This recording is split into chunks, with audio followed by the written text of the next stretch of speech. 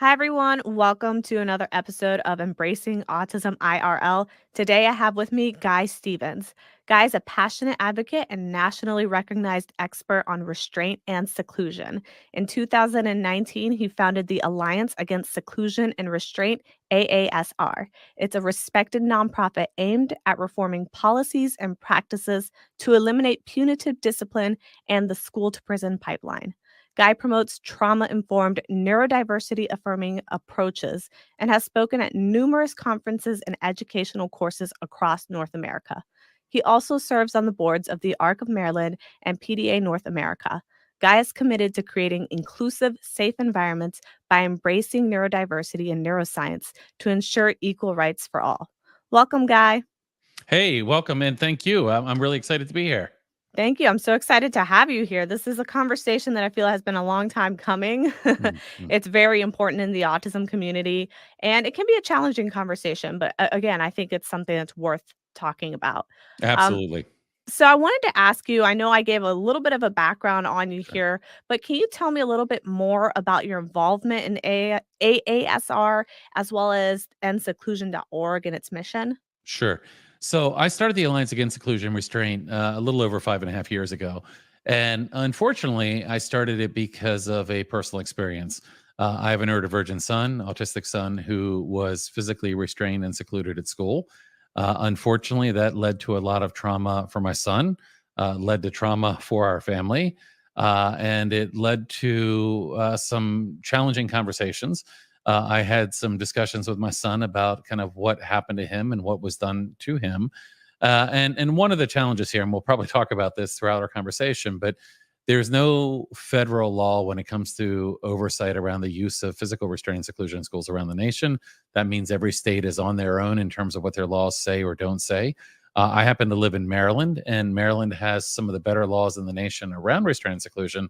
That said, the reason my son was physically restrained and secluded really would not have met the legal criteria for when this kind of thing should even be considered in the first place. And so I had a conversation with my son about what had been done to him, and kind of explained to him that this was not okay. That what was done to him was not okay. And I made a very simple promise to my son. And I always say this is kind of one of those lessons in life. Be careful what you say because you never know where it's going to lead you. But the promise was that I would do whatever I could to make sure that what had been done to him did not happen to him again or other kids like him. And that ultimately led me to doing a tremendous amount of research around physical restraint and seclusion, really trying to understand what these things were, who they were being done to, what the impact was, and ultimately what we could do differently. So the Alliance Against Seclusion and Restraint really started because of that personal story. If I went back 6 years ago, I'd been working for a university for, well, the job I was in, I'd been in them for over 20 years. I had no intent of leaving my job, no intent of starting a nonprofit. But when what happened to my family happened, I began to dig in and realize that something needed to be done to change this for the better. You know what's amazing from what I hear? I have spoken to a bunch of parents and organizers of different nonprofits and organizations. And the one common thing that I've heard consistently is it's been started by a parent who had that experience with their own child. So I am surprised, but not surprised to hear that your story started the same way. That's how our story started as well. I wanted to ask you what exactly, because we have our audience listening, and some people might be familiar with what seclusion and restraint is. Some people might have never heard those official terms. Could you kind of explain in a nutshell what that means or what Yeah. parents should be on the lookout for when it comes to those terms? Sure, absolutely. And what I would say to you is that I don't really think that I would have had a good idea of what physical restraint and seclusion were in the context of a school prior to these things being done to my son. Physical restraint and seclusion, I'll explain what they are, but again, before this happened to me, before we had this experience, I would not even imagine these were things that might have happened or been done to a child at a school. So when we talk about physical restraint, we are talking about holding a child in some way. And typically what we're talking about is that restraint and seclusion are intended to be crisis management interventions. So if there were some kind of crisis that were occurring, and you needed to physically hold someone to prevent them from moving on their own, that's a physical restraint. So restraint is when you're holding somebody, preventing them from moving kind of freely on their own. Now, again, I'm going to provide some kind of basic definitions here. But the important thing is that state by state, these definitions vary a little bit. So it's important to know what your state law says. So, the scenario you might imagine is a child becomes really dysregulated, is having a hard time. Suddenly there's a really big behavior. And what that might be, is kind of hard to narrow down on kind of a single situation, but it's really intended for crisis situations. So something that if you didn't intervene could result in serious injury or even death to a child. So, you would not just restrain a child because they didn't do what you asked them to do, or weren't using things in a way you wanted them to use it. It really is a crisis intervention. Seclusion is putting a child in a room or area against their will.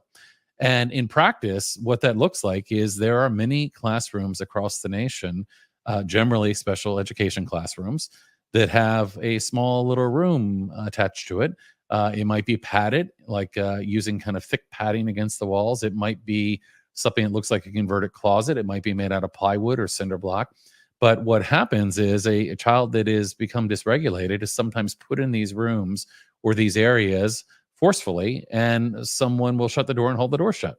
That is seclusion. And, I will share with you, kind of as an organization, we have positions around this, and our belief is that seclusion's never an appropriate intervention. Putting a child against their will in a room or area and not letting them out, it's really traumatic on kids. So we really urge against using seclusion and have advocated for changes in laws around that as well. When it comes to physical restraint, it's something that should be relatively rare. Again, if you think about that criteria, there's a crisis situation. You've tried other things that you can try. And what federal guidance says is you only would use a physical restraint in a situation that involved the imminent risk of serious physical harm. Now, serious physical harm actually has a legal definition. And what it means is, well, it's a four-part definition. I won't go into all of it, but it's a potentially life-threatening situation. So the intent here is not that you restrain a child because they were not compliant or they were disrespectful, but for something that really could be life-threatening. And why that's important is one of the reasons this is such an important issue is that kids that are physically restrained can be injured. Kids that are physically restrained often are traumatized by it. And unfortunately, kids have even died being physically restrained in schools across the country. And I'm not talking about one or two. In fact, if you go back to 2009, the Government Accountability Office, kind of a government watchdog within the federal government, they did a investigation and report. And the report was titled Restraint and Seclusion, Selected Instances of Death and Abuse in Public and Private Schools and Treatment Centers.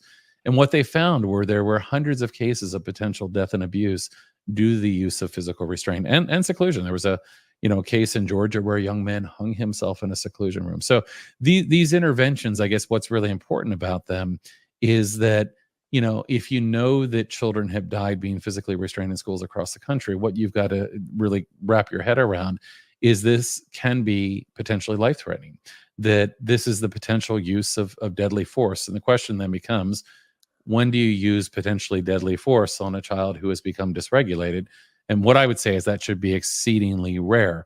Not to say there's never a situation where you might need to restrain a child for a real safety concern, but they shouldn't, if that's happening repeatedly, if that happens multiple times a day in a school or classroom, that's kind of a sign that there may be something going on there that shouldn't be going on. So at any rate, they're interventions really intended for crisis management. And again, should be things that are rare. And in fact, we believe seclusion is never something we should be doing to a child. So, a question kind of following up on that. As a parent, you're obviously not in the classroom. You don't really have a lot of knowledge on what's going on. You don't really have access to what's going on. And as a parent to an autistic kid, your kid may be nonverbal, minimally verbal, but unable to really explain what's going on. So, I guess my question is, How do parents navigate that sort of thing if they are in that situation where they don't necessarily have that access? Is there any particular red flags to look out for? And also, how do they determine the difference between seclusion versus what teachers and schools call like a calm down corner or something like that that may or may not be appropriate? Mhm. So you asked me a couple things here, and I might bring you back to remind me of the second part of this in a moment. But a couple things to share here. First of all, what we know is that there are certain kids that are far more likely to find themselves physically restrained and secluded at school. And if you look at the data, what we know is it's children with disabilities, Black and brown children, kids with a trauma history. Most often, it's very young children. So if you look at the children that are more likely to be restrained and secluded, we're not talking about a 15 or 16-year-old that is become, kind of, upset in a classroom. We're talking about a 6 or 7-year-old, generally with a disability, that's more likely to be physically restrained and secluded. And I think specifically relevant to your audience here, if we dive into that segment, and again, if you look at the federal data we have, which isn't great, but it's the best data we have kind of looking at this across the country, 80% of restraints, 77% of seclusions are children with disabilities. When I dive into data at the state level, where states do collect data on this, what I often find is it's 95 to 98% children with disabilities. So there are certain children that this is happening to more. If we were to take a further dive into that data, we would find that autistic children more likely to be restrained and secluded. Non-speaking autistic children more likely to be restrained and secluded. Children that fit the PDA profile more likely to be restrained and secluded. So there are definitely certain kids that this is more likely to happen to. Now, I think first of all, parents need to be aware that these things could happen.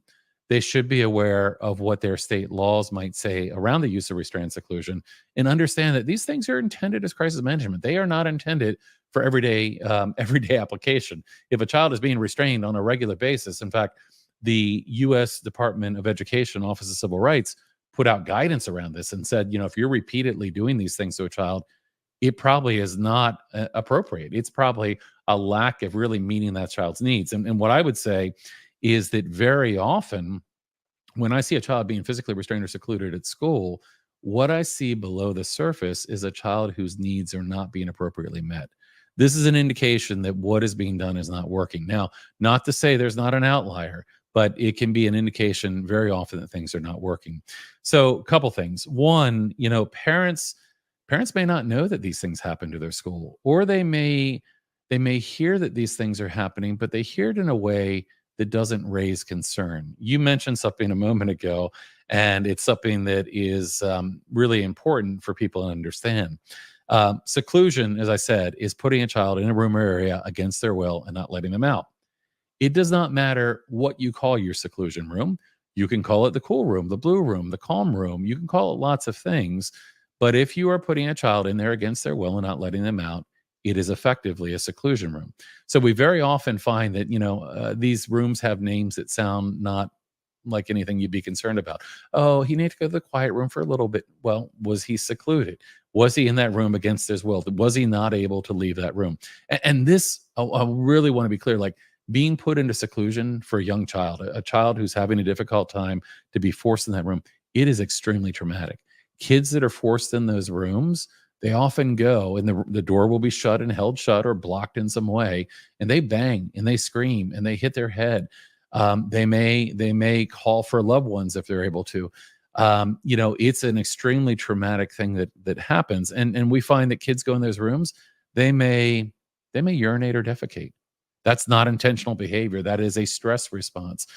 These things are very stressful on a child. To be put into a room and separated like that is really, really traumatic. What we often see is maybe 15, 20 minutes into this, because this can last for some time, a kid begins to lean on the back wall, their head goes down, and somebody outside goes, "Oh, they're calming down." But that's not what you're seeing.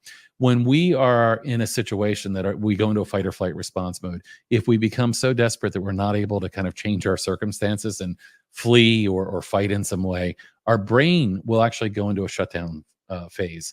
It's a protective phase. And what will happen is we'll literally begin to kind of shut down. Kids even go into dissociation sometimes in those places as well.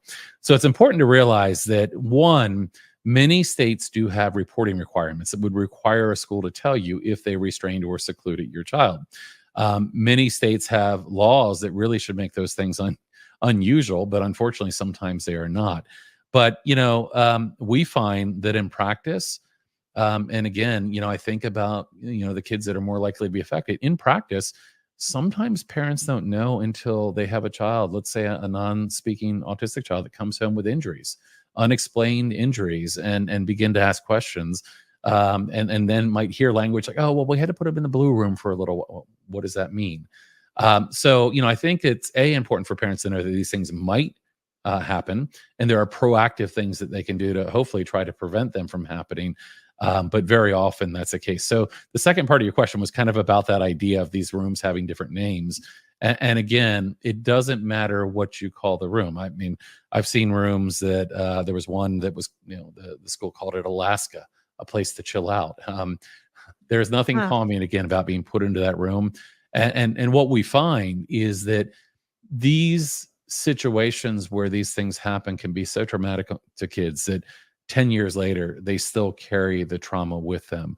I know children that were 8 years old, 9 years old, put into seclusion spaces, not let out, who are afraid to get into an elevator or go into a confined space. And the interesting thing is that both restraint and seclusion, while again intended for crisis management, when they're being used repeatedly, which sometimes happens, they're not helping to reduce or alleviate the behavior that might have led to the situation where they were used. In fact, what we find is the opposite. The more you're doing these things to a child, the more they will be traumatized. And we know today that trauma actually changes and rewires our brain to a degree. And that rewiring of our brain leads us to be hypervigilant, kind of more on alert.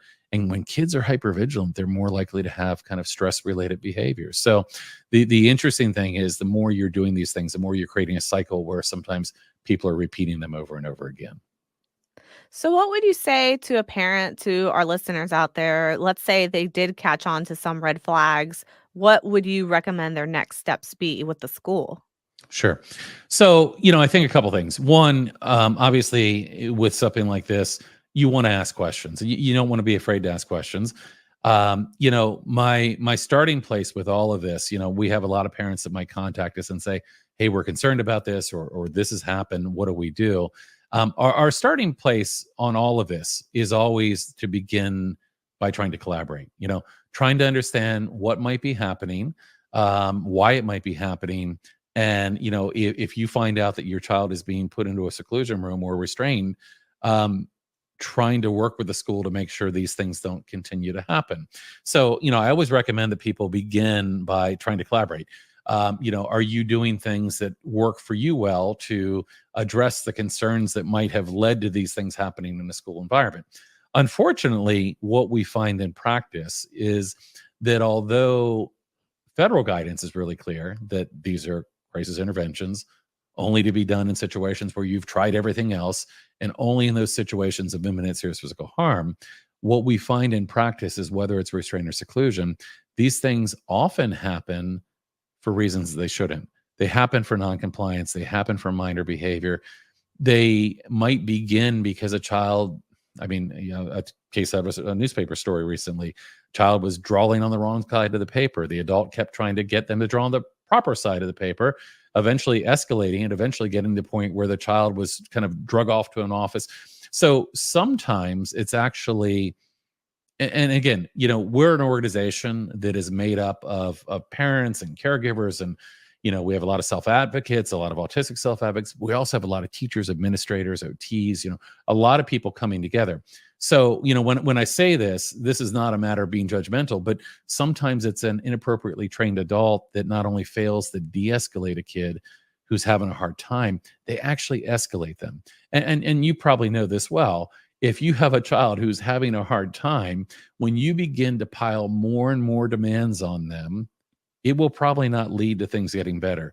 It often leads to that escalation that then might lead a kid to going into a fight or flight response mode that leads to that big behavior, like knocking a desk over, pushing something out, eloping, whatever it may be. At any rate, my recommendation begins with, can you work with the school, collaborate with the school? But sometimes that doesn't work. Not all schools are created equal. And I'll be honest with you, there may be parents listening now that are aware that these things have happened to their children, that have been led to believe that they are necessary. We've heard a lot of different things come out of situations. We had a school in Illinois at one point that was trying to claim that prone restraint, face down restraint, was safe and therapeutic. Now, prone restraint is not safe and therapeutic. In fact, you probably are aware that people have died being put in prone restraints, often, unable to breathe.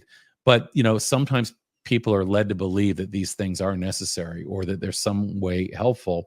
And the truth of the matter is that that doesn't hold water. These things are crisis interventions only intended in really, big situations. But, again, parents are sometimes led to believe that they are necessary. They are whatever they might be. So it takes some understanding to realize, oh gosh, these things are actually harmful. If schools are not willing to work with parents, there are other things that they can do. Most of the kids affected are children with IEPs. If your child has an IEP, you might consider filing a state complaint if your child is being physically restrained and secluded. And really, I think part of the reason you might do that is that being restrained and secluded will lead a child not to feel safe, will lead a child sometimes to experience very strong school avoidance, to not to want to be there because school is not a safe and welcoming place, and can really lead to a situation that would result in a denial of a free and appropriate public education. Okay, so that's the cornerstone, of course, of our federal law, IDEA. So people sometimes will file state complaints. There are also options to file complaints on the federal level with the Office of Civil Rights or even the Department of Justice. The U.S. Department of Justice has actually been investigating the use of seclusion and restraint across the nation.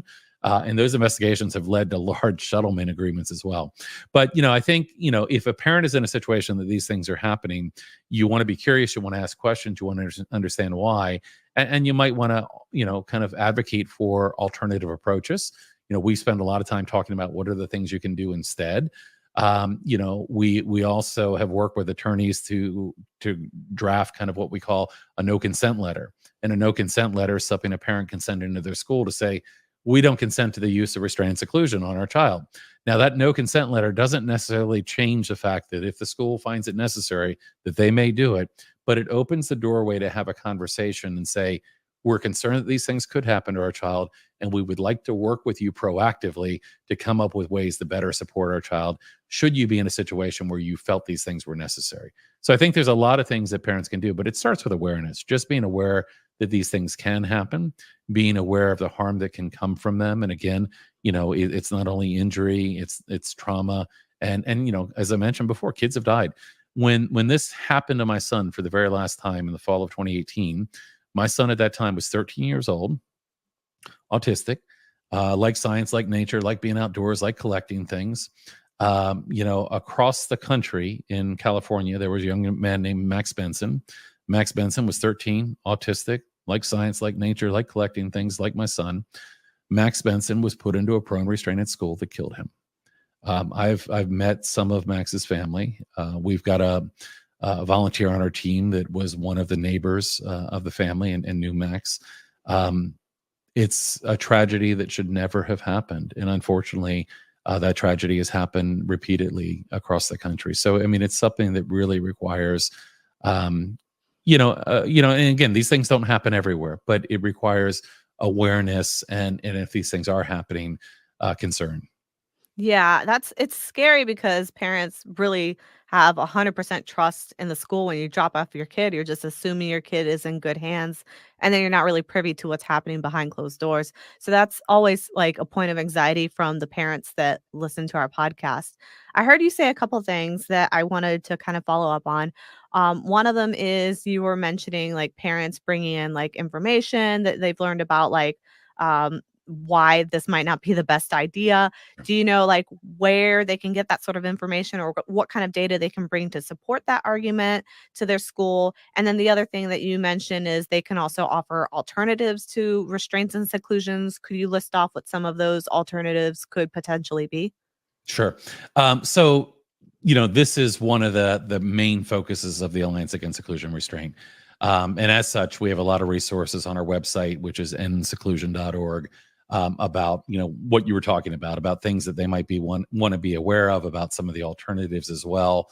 But let me share a little bit about that.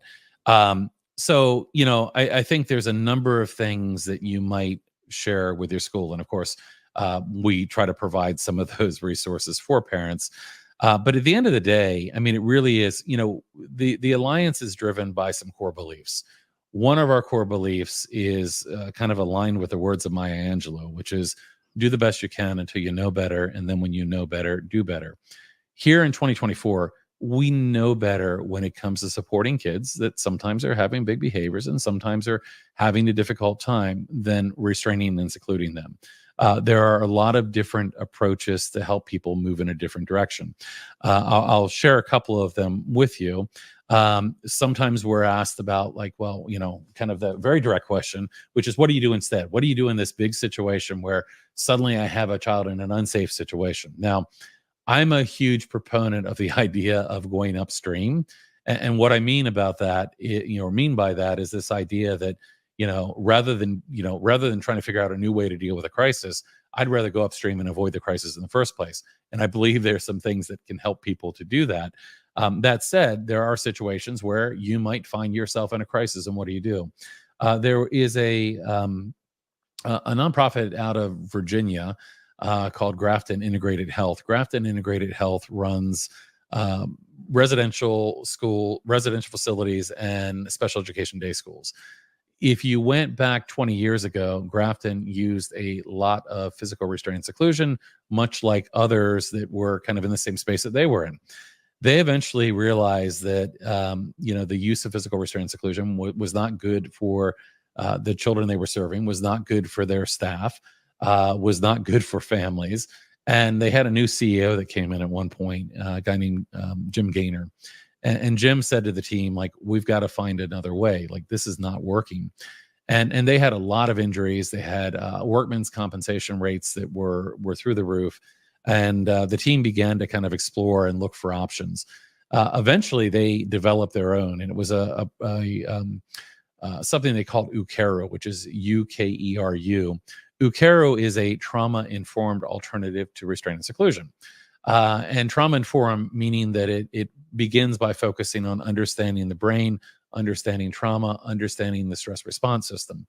They have a physical intervention that does not involve physically restraining or secluding children. And it's something that can be a good option for places that do have a lot of behavior and are trying to move away from that. Grafton was able to completely eliminate seclusion from all of their schools. They were able to completely eliminate the use of restraint from their special education day schools. Very rarely do they use a restraint in their residential facilities. They now teach us this technique kind of across the country. That's something that answers that question of, like, well, what do you do instead in the heat of the moment? Ultimately, though, my focus is, how do we go upstream and avoid getting here in the first place? And there's a lot of different approaches to that. There are approaches like collaborative problem solving. Massachusetts General, they've got an approach called collaborative problem solving, collaborative proactive solutions, similar approach as well. We actually ended up in a partnership over the last 2 years working with the largest crisis training prevention company in the country, and that's a company called Crisis Prevention Institute. We actually worked with Crisis Prevention Institute to develop a program called Reframing Behavior that really is focused on getting staff to see and respond to behavior differently.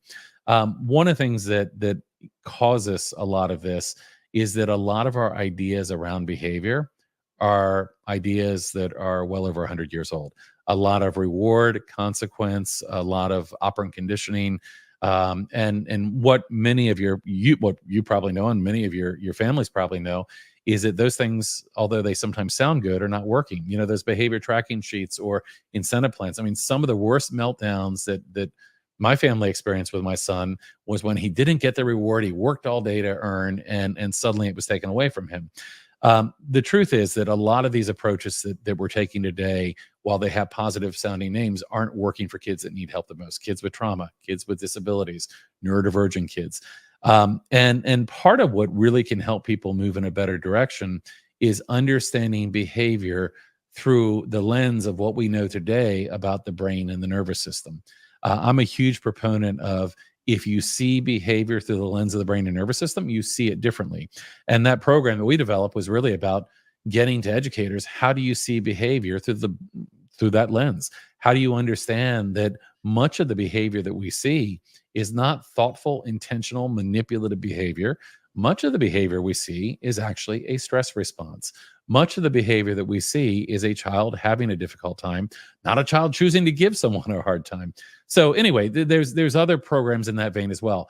I'm a huge proponent of Dr. Mona Hook's work. If you've ever heard of Dr. Hook, wrote a fantastic book called Beyond Behavior, and really tries to go beneath behavior through that brain and nervous system kind of approach.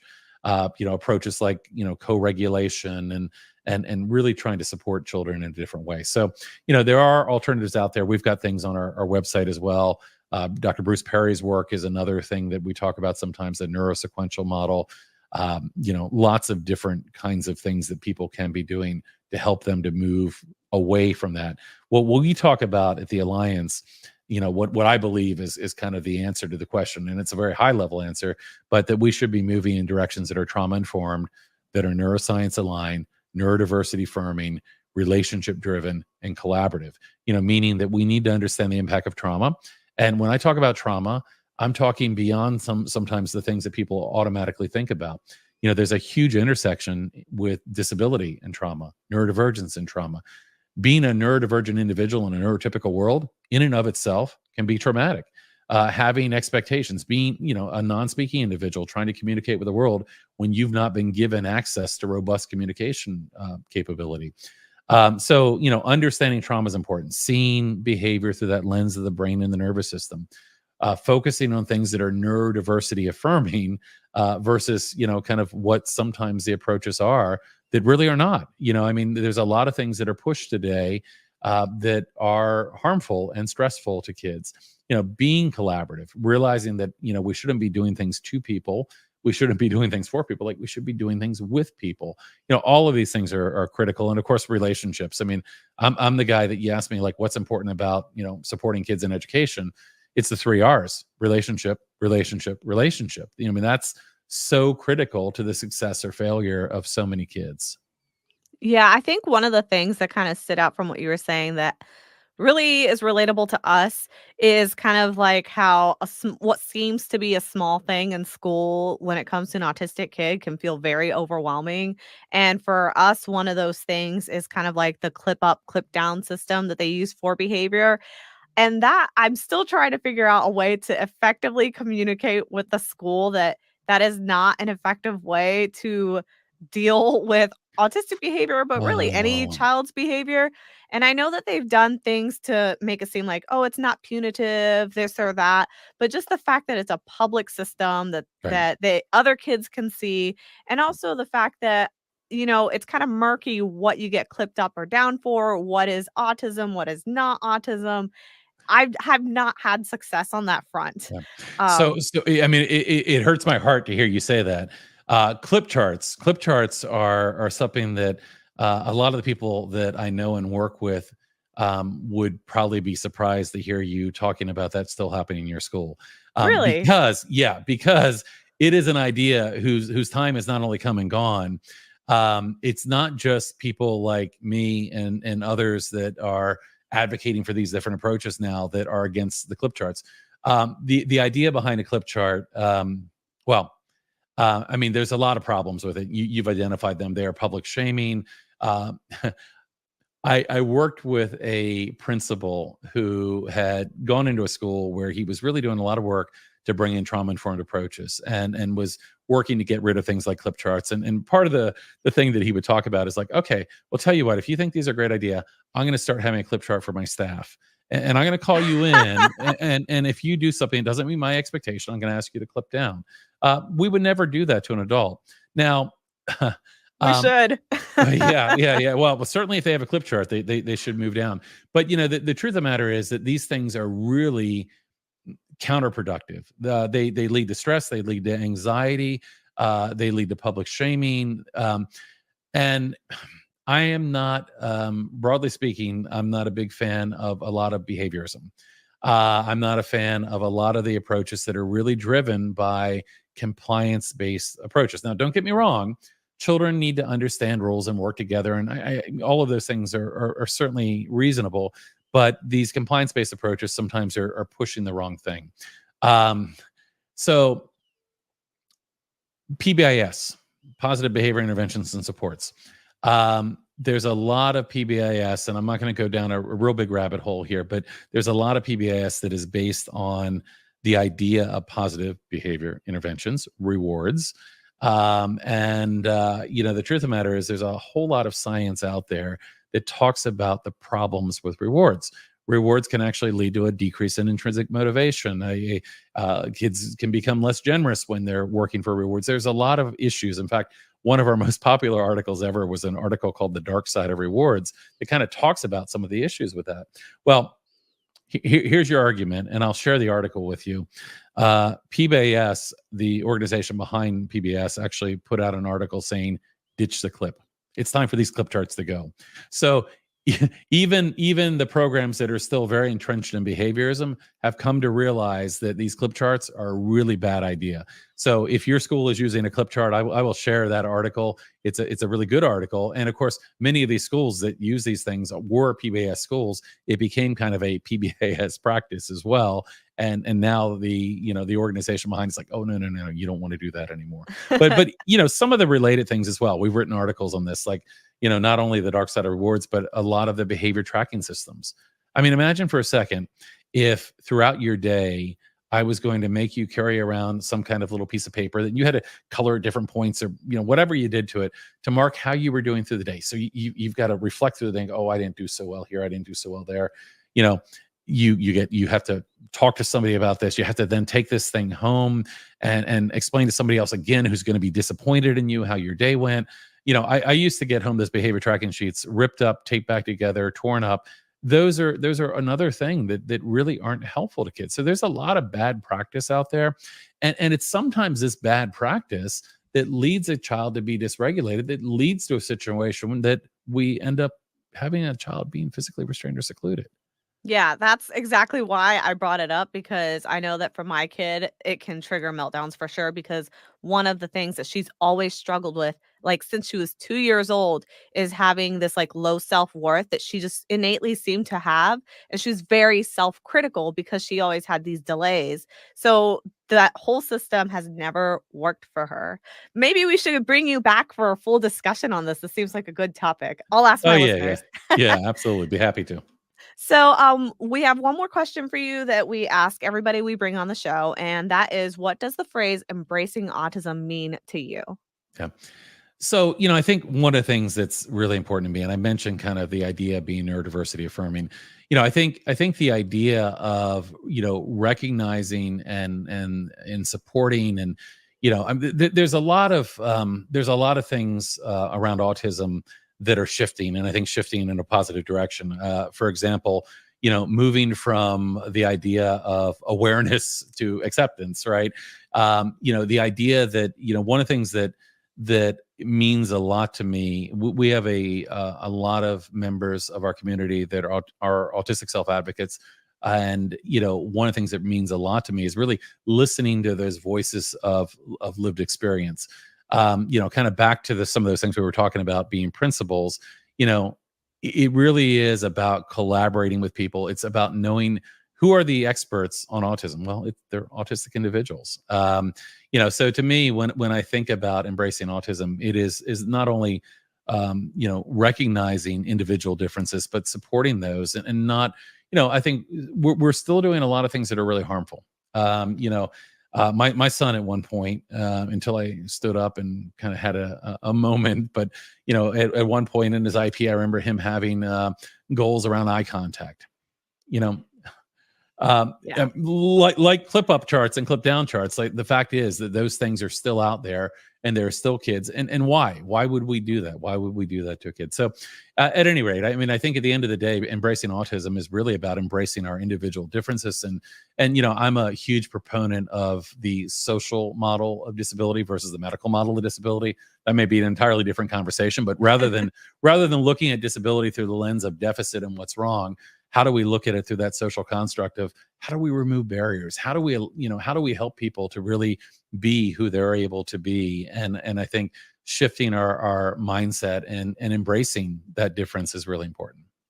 Absolutely. Well, thank you so much for the conversation. Before we head out, can you let my listeners know where they can find you guys or get more information, what your website is, all that good stuff? Sure. So our website is seclusion.org.